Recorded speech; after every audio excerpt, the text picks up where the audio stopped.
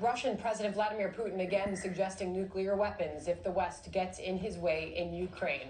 The new warning coming after Russia test-fired a ballistic missile last week capable of carrying a massive nuclear warhead. Let's bring in South Carolina Republican Senator Lindsey Graham. Senator, great to have you here. Thank you. Even on this program, you have called for his assassination. You've doubled down on that in recent weeks, saying, I just want him to go. Based on this barely veiled nuclear threat now from Vladimir Putin, if the West continues to intervene, what do you want to see happen to him? Well, I think this is the fourth time in a week he's mentioned nuclear behavior, right? Nuclear retaliation if we keep helping the Ukraine. I don't think for a minute we're going to have World War III over Ukraine. I don't think the Russian military would execute an order if Putin issued one to go into a full-scale nuclear war, because nobody wins that. But for the first time, to be honest with you, I believe it's possible they may explode a low-level nuclear device in Ukraine to try to break our will. And I would consider that attack on NATO itself, because the radiation would go beyond the Ukraine. So I really do believe he's up against the ropes, Putin is. And that speech he gave in the Duma was very interesting to me. Is that just a speculation, Senator, or have you heard any specific intelligence has been received to that point? Speculation on my part, but I think we're entering a phase of the war where he's adjusted his ambitions. The goal of the war was to decapitate the Ukrainian government, get rid of Zelensky and put a puppet in place. Now the goal is to consolidate the East. He changed his ambitions in the speech to the Duma, but the fact he gave his speech to the Duma trying to reassure the Duma and the Russian people that he's committed to this invasion, and he's ratcheted back his ambitions, tell me a lot about how the war is going. But if this artillery works, if the weapons we're giving the Ukrainians begin to inflict more pain on the Russian military, I would not be surprised at all if he exploded a nuclear weapon in Ukraine to back us off. Senator, you say that he's on the ropes, but you want to put him on the ropes even further. You've got new legislation that you want to introduce. Yeah, I want to designate Russia as a state sponsor of terrorism. We have that for Iran. I believe the law we have fits Putin's behavior. And what do you think the effect of that would be? Oh, it would hurt their economy even more. Being a state sponsor of terrorism really limits your ability to do business throughout the world. And I think Putin himself is a terrorist. He's terrorized Syria. He's destroying the Ukraine as we speak.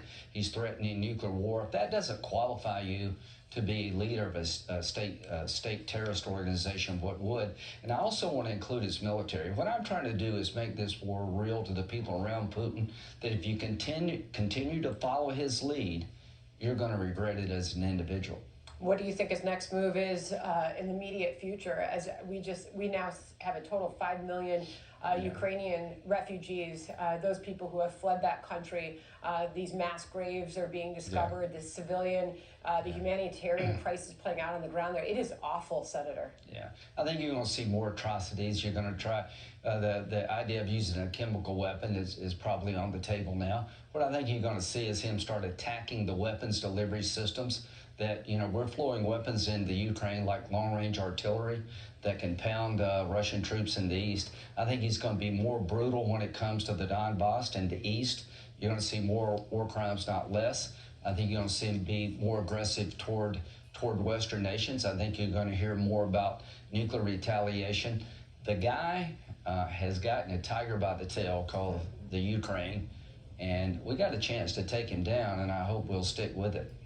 The president was asked today in an appearance whether or not he believes that this is a proxy war between NATO and the United States and Russia, as Russia has claimed. Here's what he said. They're not true. They do concern me because it shows the desperation that Russia is feeling about their abject failure in being able to do what they set out to do in the first instance.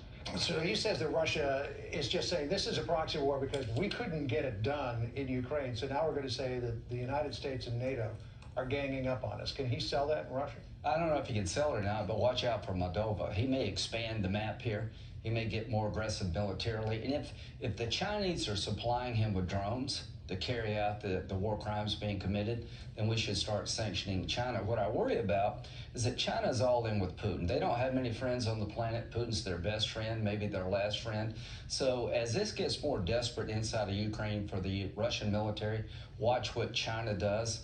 the idea of exploding a nuclear device to rattle the whole world is now, I think, possible. And what is the response? The response to me would be, to Putin, if you explode a nuclear weapon inside of Ukraine, we're going to consider that attack on NATO itself, because the radiation will go all over. If you use a chemical weapon to try to suppress eastern Ukraine, then we'll impose a no-fly zone. This idea of being uncertain about what you would do regarding the use of a nuclear device needs to end. We need to let him know, if you explode a nuclear device, you're picking a war, a bigger war, and you will certainly lose it. Senator, I want to pivot to the economy now. Top story today, we got that read on economic growth, and it was negative in the first quarter of the year.